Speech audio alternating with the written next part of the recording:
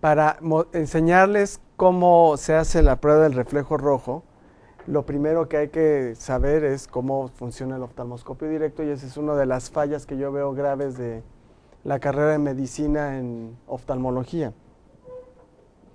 Bueno, el oftalmoscopio directo tiene varias funciones, no solamente sirve para ver el fondo de ojo, que es como nos quieren hacer pensar la mayoría de los oftalmólogos, tiene muchísimas otras más funciones, como por ejemplo sirve para ver la superficie ocular, casi como una lámpara de mano, para ver si un paciente está fijando su vista o no, y lo más importante y el motivo de la clase, para el reflejo rojo.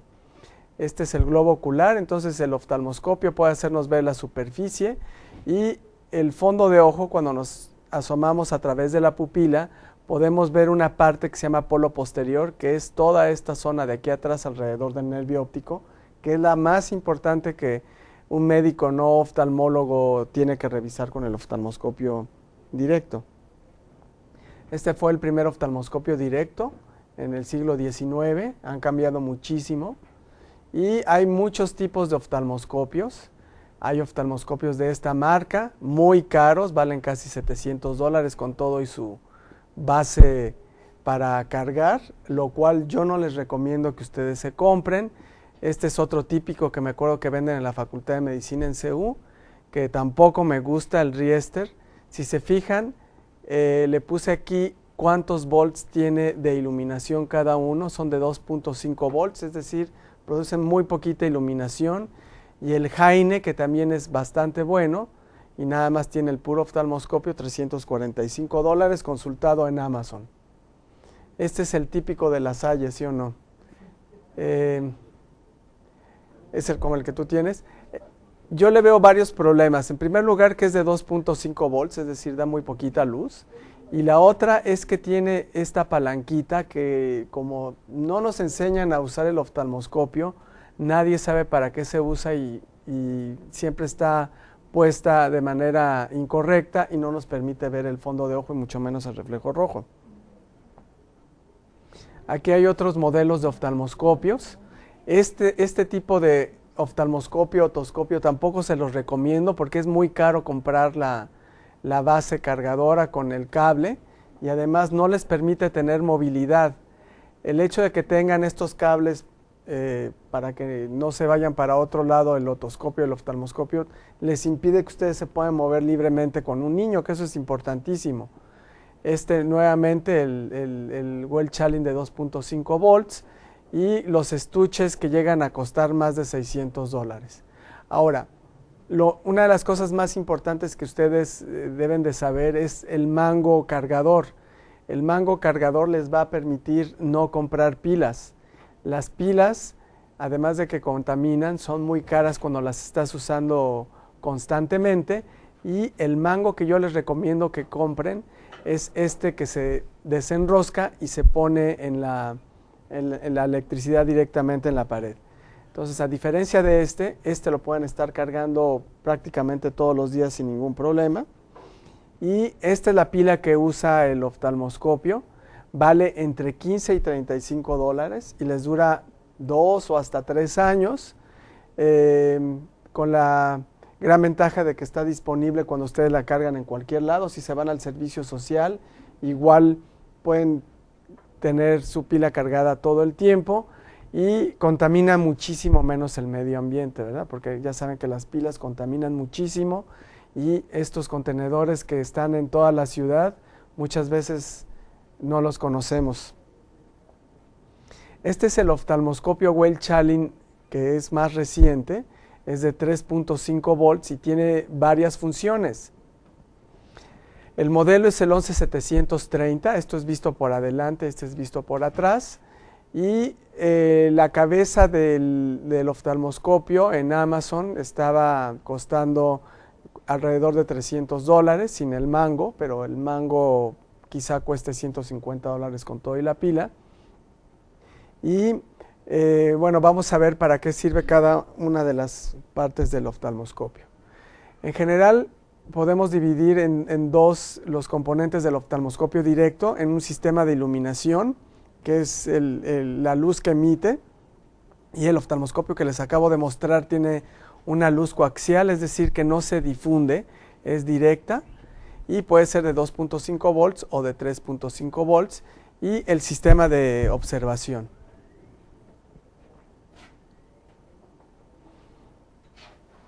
Aquí podemos ver otras partes del oftalmoscopio, el cono de iluminación, que como les digo, hay ciertos oftalmoscopios que tienen una luz coaxial, es decir, va directa, no se difunde.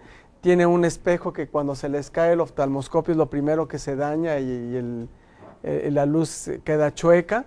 Y tiene un disco en la parte de adelante que te permite modificar las aperturas luminosas. Y este disco, que también no nos enseñan cómo funciona, es para compensar tanto el defecto refractivo del médico como el del paciente. Si no tuviéramos este disco, sería un lente fijo y nada más podríamos ver una distancia siempre. Y eso pues no es funcional en un oftalmoscopio ni en una exploración. Entonces aquí podemos ver las dioptrías, que son las dioptrías que tienen los oftalmoscopios estos de palanquita. Esa palanquita sirve precisamente para que uno pueda tener las dioptrías neutra, positivas y negativas. La diferencia entre esos oftalmoscopios y el AutoStep es que los oftalmoscopios menos completos tienen pasos cada vez más largos. Si ustedes se ponen a recorrer el oftalmoscopio, tanto en las dioptrías positivas como negativas, van continuos los números hasta, me parece, como el número 8 o 10, que ya empiezan a brincarse de 2 en 2 y luego de 5 en 5. Y el AutoStep sí tiene todas las dioptrías continuas. Entonces, fíjense, por ejemplo, este oftalmoscopio, aquí se ven las dioptrías, cómo va corrido del 1 al 10 positivo y del 1 al 7 negativo, perdón, 1 al 10 negativo, y ya después empieza a hacerse cada vez más amplio los lentes. De 10 pasa a 12, luego a 15, luego a 20, luego a 40, igual en los negativos, ¿no? De 10 a 15, luego a 20, a 25, etcétera. Entonces, ¿qué pasa, por ejemplo, si es un médico que tiene una graduación de 5 negativo y el paciente tiene 6? Entonces, tratarían de verlo con un menos 11 negativo y este oftalmoscopio pues ya no tiene 11, ¿no? De 10 se pasa a 15. Entonces, no lo podrían ver bien. En cambio, el AutoStep tiene todos los lentes corridos desde el más 1 hasta el más 38 y los negativos del menos 1 al menos 38. Entonces, este es el oftalmoscopio que nosotros oftalmólogos usamos y es el que les recomendaría a ustedes que se compraran. Y bueno, aquí le puse yo unas flechitas para que sepan, por ejemplo, los lentes positivos hay que girar el disco hacia esta dirección, y en los lentes negativos hay que girar el disco hacia la otra dirección. Y eso nos lleva a otra parte muy importante de usar el oftalmoscopio, que cuando ustedes lo usen, siempre tengan el dedo índice en esta parte, para que ustedes puedan modificar la distancia cuando están viendo el fondo de ojo o el reflejo rojo. Aquí podemos ver el poder de iluminación. Vean la diferencia entre un oftalmoscopio de 2.5 volts y uno de 3.5. Se ve una luz como amarillenta, en cambio el de 3.5 volts es una luz muchísimo más nítida y definida. Y yo siempre les comento que ver el fondo de ojo, el reflejo rojo, es como buscar algo muy pequeño en un cuarto completamente oscuro. Obviamente con una luz deficiente nos va a costar más trabajo que con una luz mucho más nítida. Bueno, todos los oftalmoscopios de diferentes marcas tienen diferentes aberturas luminosas, una grande, una pequeña, luego tiene una de media luna que el Welch-Allyn AutoStep no la tiene, pero de otras marcas sí. Tienen esta luz de hendidura, una luz azul y esto que todos ustedes cuando les pregunto siempre me dicen que es para medir y no es cierto. Esto es tomado del manual de Welch-Allyn. Este es el mismo oftalmoscopio AutoStep que les estoy mencionando. Tiene 3 aberturas, una pequeña, una mediana y una grande, y dependiendo de lo que ustedes le vayan a hacer al paciente es que se usa cada una de ellas. Esta pequeña se usa para ver el fondo de ojo con la pupila sin dilatar, y esta grande se utiliza para ver el fondo de ojo con la pupila dilatada o para ver el reflejo rojo. Aquí hay una mirilla de fijación que, como ustedes ven aquí en el manual, sirve para ver la fijación del ojo. Eso ya lo vamos a ver más adelante. Un filtro azul de cobalto, que ese se usa solamente con fluoresceína, y una luz de hendidura, que no es una lámpara de hendidura, sirve para algo que les voy a explicar más adelante. Y bueno, aquí podemos ver, comparar, por ejemplo, si tratamos de ver el reflejo rojo, que el reflejo rojo es una exploración comparativa que se deben de ver los 2 ojos al mismo tiempo. Si utilizan las aberturas pequeñas, nada más van a poder iluminar un ojo, y si utilizan la grande, sí se iluminan los 2 ojos al mismo tiempo. Bueno, entonces vamos a ver para qué sirve la mirilla de fijación, que es esto que tienen en la mayoría de los oftalmoscopios. Hay unos muy sencillitos que en lugar de tener esto tienen una estrella, no sé si los han visto, pero ya los más modernos tienen estos cuadrantes. Esta mirilla tampoco sirve para dividir el ojo en cuadrantes, porque el ojo en general se mantiene muy estable en las diferentes posiciones de la mirada, si no rota. Y bueno, aprovecho también para explicarles que nosotros como oftalmólogos, y es algo que también les va a servir a ustedes, el fondo de ojo y el polo posterior, que es esto que está alrededor del nervio óptico, lo dividimos en 4 cuadrantes: el temporal superior, temporal inferior, nasal superior y nasal inferior. Entonces, la mirilla esta realmente no nos serviría para dividir en cuadrantes, porque si ustedes tienen una lesión aquí, ¿dónde nos explicarían que la tiene? En el cuadrante temporal superior, ¿no? Y si la tiene acá, en el nasal inferior. Aquí estaría la nariz del paciente y aquí estarían sus orejas. Y nosotros siempre ponemos con una cruz la fóvea, la mácula, que es esta área, que es el área de visión fina con la que vemos las letras y distinguimos las cosas más pequeñitas. Y el nervio óptico es el centro de los cuadrantes. Ahora, vean cómo, si yo trato de ver el fondo de ojo, ¿qué es lo primero que yo busco? Lo primero, el nervio óptico así. Y después del nervio óptico trato de ver la mácula, porque por ejemplo en un niño con toxoplasmosis congénita, generalmente las cicatrices se hacen aquí. Y estas son las 2 estructuras más importantes que tiene el fondo de ojo, ¿no? Entonces aquí puse yo un ojo esquemático y le puse una crucecita para que ustedes imaginaran que esta es la fóvea del paciente, con lo que ve 20/20 o las cosas más pequeñitas.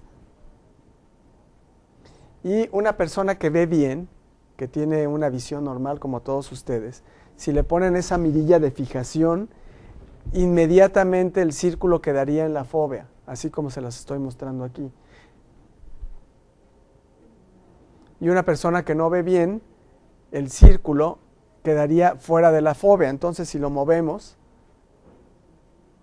un ojo que no ve bien no podría enfocar exactamente dentro del círculo en su fóvea. Ese es el objetivo de tener esa mirilla de fijación, no es ningún otro. Con eso tú te puedes dar una idea de qué tanto está viendo un paciente, sobre todo un niño muy chiquito. Un niño muy chiquito de, no sé, 5 o 6 meses, que tú quisieras tener como una idea de si está fijando o no los objetos. Esta es una manera de saberlo.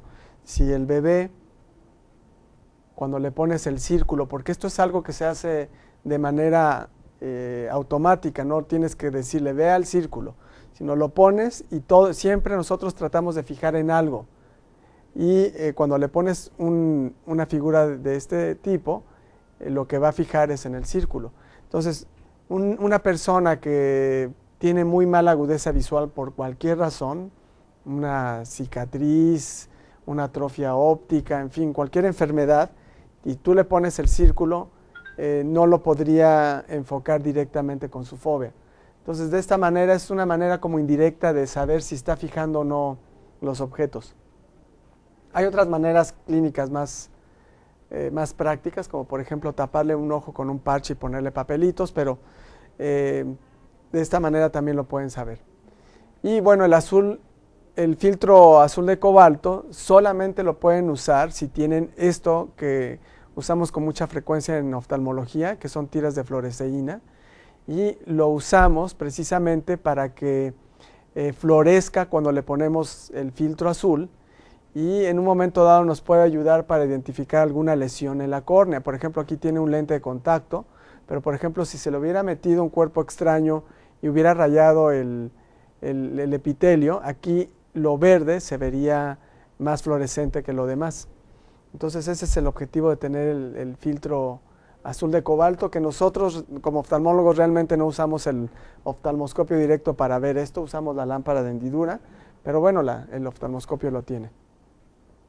Y la luz de hendidura, que siempre me dicen que es una lámpara de hendidura y no es cierto, está usado, por eso ni siquiera lo traduje para que vieran directamente del manual como bien explicado, sirve para identificar si un tumor o una lesión está elevada o no. Entonces vean, cuando ponen esa luz en una superficie plana, no se distorsiona, pero si tuviera un tumor, vean cómo se distorsiona.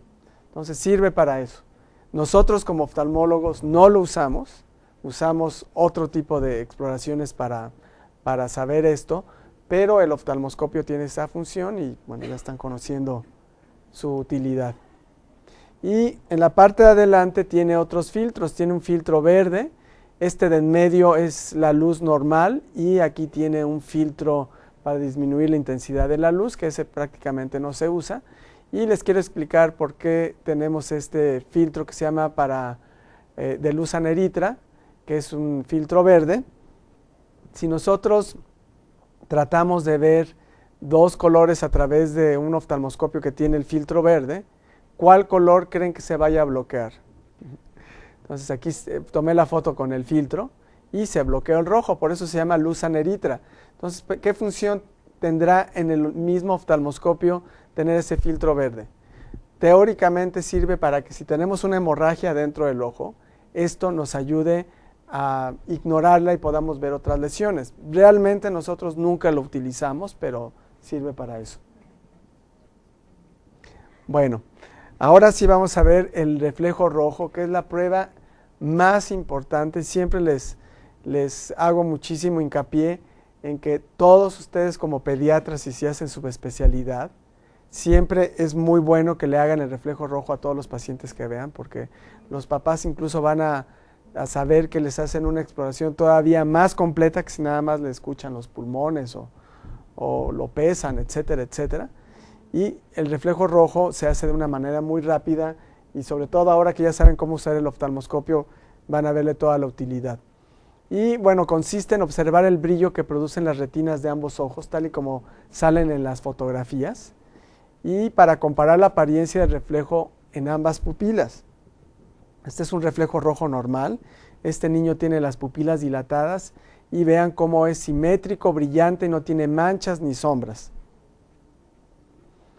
Es tan importante el reflejo rojo que la Academia Americana de Pediatría hizo una guía que está publicada en la página de la Academia Americana de Pediatría y publicado en Pediatrics en el 2008, donde explica cuál es la utilidad y cuál es la técnica, que es lo que vamos a ver enseguida.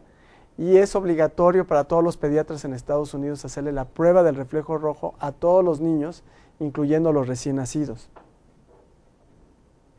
En este mismo artículo explican con dibujos cuál es la diferencia dependiendo de la enfermedad de los diferentes tipos de reflejo rojo. En esta parte de arriba es un reflejo rojo normal. Aquí, cuando una persona tiene mucha graduación en un ojo y en el otro no, en un lado se vería opaco y en el otro normal. Si un paciente tiene una catarata, se vería, realmente ni siquiera se vería, y se vería nada más en el ojo donde no tiene la catarata. Si el paciente tiene catarata en los dos ojos, ¿cómo creen que se vería? No se vería el reflejo rojo en ninguno de los dos. Aquí también explican cuerpo extraño, que por aquí se ve un puntito negro. Y cuando un paciente tiene estrabismo, en lugar de que el reflejo esté en medio de las pupilas como aquí, un reflejo va a estar en medio de la pupila y el otro va a estar desviado. Entonces tiene muchísima utilidad para el pediatra usar el reflejo rojo. ¿Cuáles son las recomendaciones antes de explorar el reflejo rojo? Bueno, el niño tiene que estar al nivel de los ojos de nosotros. No se vale que esté paradito en las piernas de la mamá. Tienen que subirlo a una mesa, incluso pararlo, y si es un lactante, tienen que pedirle a alguien que se los ponga como si le fuéramos a tomar una foto a la cara, así derechito, para que salgan la carita y de esta manera ver los dos ojos al mismo tiempo. Y hay que utilizar un cuarto lo más oscuro posible, es decir, si están en una clínica con un consultorio súper iluminado, pues ahí no lo podrían hacer, tendrían que llevar al paciente a otro lado para que pudieran hacer adecuadamente el reflejo rojo. Hay que colocar el oftalmoscopio en 0 dioptrías. Si traen sus oftalmoscopios, póngalos en 0 dioptrías. Así es como tienen que verlo. Y a 75 centímetros o 1 metro, ustedes van a ver con claridad la cara del niño. Hay que usar el círculo más grande para llenar toda la cara. Y, por ejemplo, cuando es luz muy intensa, pues obviamente a un bebé le va a molestar. Entonces pueden bajar un poquito la intensidad. ¿Por qué es importante en un cuarto oscuro? Bueno, porque van a ver algo muy pequeño, que es la pupila, ¿no? Y además, en un cuarto oscuro tenemos la ventaja de que se van a dilatar las pupilas. Entonces, si lo tratan de hacer en un cuarto iluminado, pues las pupilas van a estar súper chiquititas. Y en un cuarto oscuro, pues se van a dilatar. Hay que observar a través del ocular del oftalmoscopio. O sea, no es una lamparita, sino tienen que ver directamente por el oftalmoscopio. Y hay que ajustar el foco con el disco de las dioptrías hasta que vean el brillo pupilar. Y evitar que vea la luz el niño para que no tenga miosis, porque si a todos nosotros, si nos ponen una luz directa y la vemos, las pupilas se van a hacer pequeñitas. Entonces se le puede pedir a los papás que los distraigan o que les muestren un juguete alrededor de nosotros para que no la vean directamente. Bueno, esta es una foto en donde yo les muestro cuál es la manera incorrecta de ver un reflejo rojo. Y aquí sí ya está en un cuarto oscuro. Aquí tiene su dedo adecuadamente, ya está en una distancia de 75 centímetros o 1 metro. Y la niña está a la altura de sus ojos, que es como ustedes lo tienen que hacer. Esta niña, si se fijan, tiene leucocoria, tiene la pupila blanca en el ojo izquierdo. ¿Qué podría ser? Pueden ser muchas cosas. Puede ser retinoblastoma, ¿qué otra cosa? Puede ser catarata. Esos son los dos diagnósticos más importantes o las dos sospechas de diagnóstico más importantes que tiene que hacer el pediatra. Entonces, con que ustedes nos digan, tiene leucocoria en este ojo y el reflejo rojo es anormal y lo envían de inmediato, con eso está excelente. Si le vemos el reflejo rojo, ¿cómo se va a ver? Así se ve. Y esta foto la tomé con un oftalmoscopio y una cámara, entonces así exactamente como lo vemos. Y utilizamos a veces algunos dibujos para explicar. Si se fijan, no es completamente circular, pero realmente lo más importante es que identifiquen si está opaco o si no tiene el reflejo rojo de un lado o tiene alguna mancha. Entonces, este es un reflejo rojo normal, no es completamente iluminado. Si se fijan, tiene aquí algún color como rojizo, pero es completamente normal porque no tiene ninguna mancha. Y siempre les menciono que se me imagina por completo a los yaguas, así se ven, porque si ustedes ponen a caminar al niño ahí en el consultorio con la luz apagada y lo ven por el oftalmoscopio, así se ven igualitos. Entonces, en este dibujo, pues veríamos que no dibujaríamos nada porque los reflejos rojos son normales. ¿Y aquí qué le ven? En los dos. Aquí tiene. ¿Qué podría ser? En este caso son cataratas congénitas. Y si hiciéramos un dibujito las haríamos así, ¿verdad? Aquí, ¿qué le ven? Pueden ser muchas cosas, pero independientemente de lo que sea, el pediatra tiene que revisar esto y separar a los niños normales, que van a ser la gran mayoría de los niños que ustedes revisen, de los que puedan tener lesiones como esta. Entonces, en este caso, ustedes lo que pueden decir es, le encuentro el reflejo rojo anormal en el ojo derecho y se envía para valoración oftalmológica, ¿no? En este caso es una catarata. Aquí se ve de diferente color, ¿no? Este sí se ve rojo o anaranjado como debe de verse, y aquí se ve como verdoso con una mancha negra aquí, que es completamente anormal.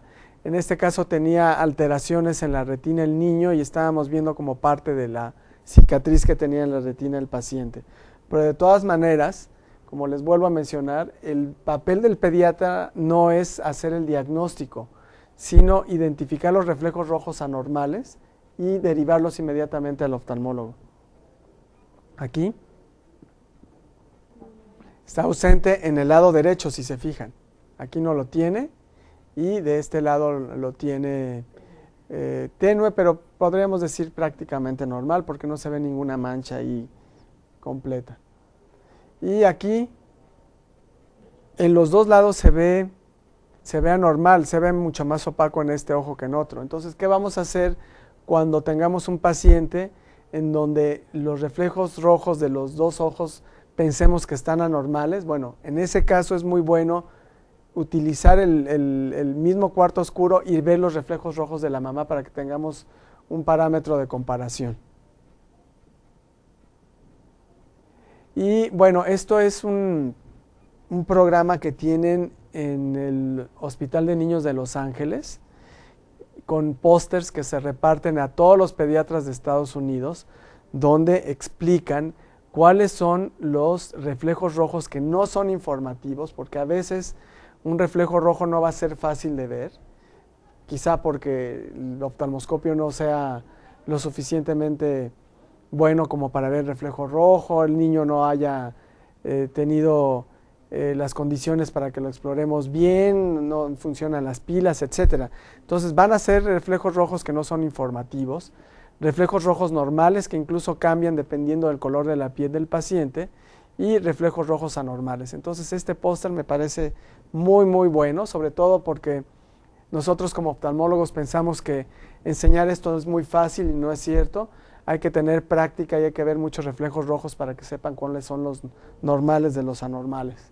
Entonces vean por ejemplo los normales en un niño de raza afroamericana se ve menos rojo que en un niño blanco, ¿verdad? Y vean los anormales, puede haber muchísimas causas de reflejo rojo anormal. Aquí que le ven a este niño. Leucocoria y en este ojo no se ve nada, entonces probablemente los dos ojos estén afectados y el reflejo rojo es anormal en ambos lados. Igual aquí, bueno, aquí se ve prácticamente normal, aunque podemos ver aquí esta zona como más oscura y de este lado no se ve. Igual de este lado incluso se le ve aquí algo como una opacidad blanca y de este lado no se ve. Y aquí se ve algo grisáceo y de este lado no se ve el reflejo rojo. Y estas son todas las causas de reflejo rojo anormal. Como les vuelvo a repetir, las dos más importantes que como oftalmólogos pediatras nos interesa que un pediatra identifique y derive, no que hagan el diagnóstico, sino que pudieran en un momento dado sospechar, es el retinoblastoma y las cataratas congénitas. Y sobre estas dos, la más importante quizá por su frecuencia, sea las cataratas congénitas. Ya vamos a ver que la catarata congénita es mucho más frecuente que el retinoblastoma. Esta puede dejar ciego a un niño y el retinoblastoma puede matar a un niño. Entonces, cualquiera de estos dos es muy importante. Pero vean qué otras alteraciones también pueden identificarse con el reflejo rojo o sospecharse. Errores refractivos muy altos, así niños que tienen miopías muy elevadas, alteraciones congénitas, colobomas, enfermedades vasculares, hemorragias vítreas. Por ejemplo, si un niño se golpea el ojo muy fuerte y sangra por dentro la retina tanto que ocupe todo el vítreo, un reflejo rojo podría verse así como esto. Traumas, como ya les mencioné, que en un momento dado pueden ocasionar hemorragias, y glaucomas congénitos que hacen que los ojos crezcan y produzcan opacidad. Entonces, aquí nuevamente para recalcar cuáles son las enfermedades potencialmente peligrosas y que podemos sospechar con el reflejo rojo: anisometropía, es decir, que tengan una graduación muy alta en un ojo y en el otro no, o que en los dos ojos sea muy alta. Por ejemplo, miopes muy altos de fondo de botella, si le quitan los lentes y le ven el reflejo rojo se van a ver opacos. Cataratas congénitas, desprendimiento de retina, pero lo más importante es que algunos reflejos rojos pueden ocasionar la muerte al paciente, ¿no? Como en el retinoblastoma. ¿Cuáles son las sugerencias que les damos para realizar el reflejo rojo? Bueno, inténtenlo sin dilatar la pupila, en un cuarto oscuro, con el niño a la altura de sus ojos, pero si está muy difícil y ustedes sospechan que pueda tener algo, ustedes como pediatras siéntanse con la libertad de utilizar estas gotas para dilatar la pupila, que se llama tropicamida. No están contraindicados en ningún niño. Le ponen una gotita en ambos ojos y lo revisan a los 15 o 20 minutos. No les recomiendo usar estas de TPEC porque tienen fenilefrina y puede ocasionarle hipertensión, incluso una hemorragia cerebral está reportada con el uso de este medicamento, o Refractil, que es un medicamento que nosotros como oftalmólogos usamos para realizar la acomodación y ver la graduación completa del niño.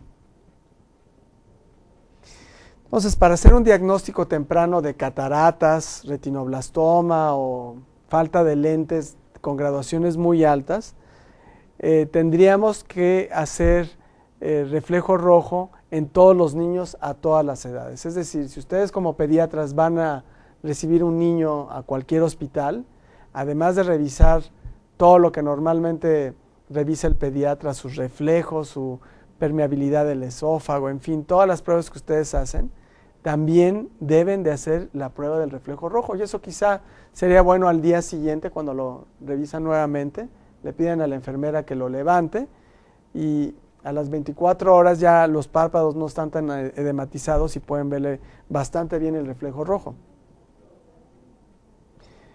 ¿Cuándo se debe de realizar? Bueno, siempre se debe de realizar cuando vaya a su consultorio, pero durante los primeros 2 meses pueden ustedes identificar la mayoría de las cataratas congénitas, y estos pacientes en donde se sospecha una catarata congénita tiene que referirse de inmediato al oftalmólogo. ¿Por qué? Porque las cataratas congénitas, si se operan después de los 3 o 4 meses, su pronóstico visual es bastante malo y aunque los operemos, no van a poder ver bien. Y de los 6 meses en adelante puede sospechar la mayoría de los retinoblastomas. Pero independientemente de esto, siempre que les lleven a un niño, cada 2, cada 4 meses cuando los vacunen, siempre les deben de ver el reflejo rojo, porque en un momento dado pueden aparecer reflejos rojos anormales conforme van creciendo. Entonces, el hecho de haberle visto el reflejo rojo normal de recién nacido no significa que a los 2, 4, 6, 12 meses va a estar normal. Ahora, ¿cuántos pacientes van a tener que revisar para encontrar un solo reflejo rojo anormal? Muchísimos, no crean que hoy mismo ni mañana van a ver un reflejo rojo anormal. Para las cataratas congénitas, quizá 3,000 niños, que eso significa 2 o 3 años de consulta diaria, viendo más de 10 niños al día, y un retinoblastoma quizá 1 o 2 en toda su carrera, ¿no? Entonces es bastante raro. Pero independientemente de eso, el papel del pediatra, yo siempre he insistido, es poder identificar y sospechar enfermedades graves y canalizarlos adecuadamente. Y bueno, esta es nuestra página de internet de retinoblastoma. Ahí no explico el reflejo rojo, pero lo usamos para explicarle a los papás cómo ocurre la enfermedad y las consecuencias de no tratarla adecuadamente.